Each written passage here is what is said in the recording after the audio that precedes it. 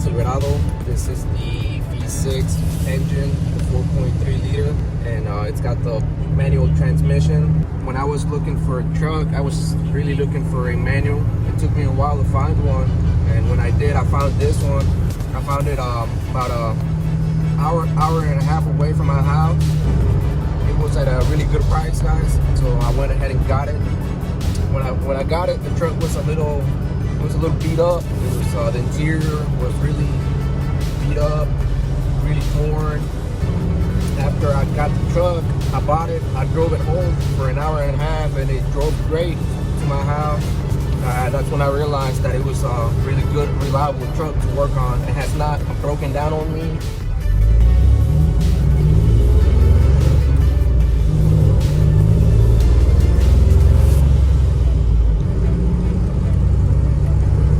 When I drove the truck home, it was really rattly on the inside. Made a bunch of noises. Like this right here was loose. It had some type of leak somewhere. The water was getting in the carpet. I fixed all the leaks, all the rattling. I fixed that, and right now it's a really comfortable truck. I kind of redid the whole interior. I changed the dash pad. I put a different new carpet. I put a seat cover right here.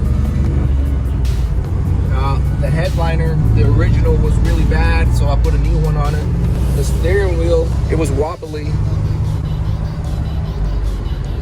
So I opened this up right here and I tightened down the screws. And now it's pretty solid. Doesn't move, doesn't shake. So overall, it's a great truck. It's really comfortable. It's got a bench seat.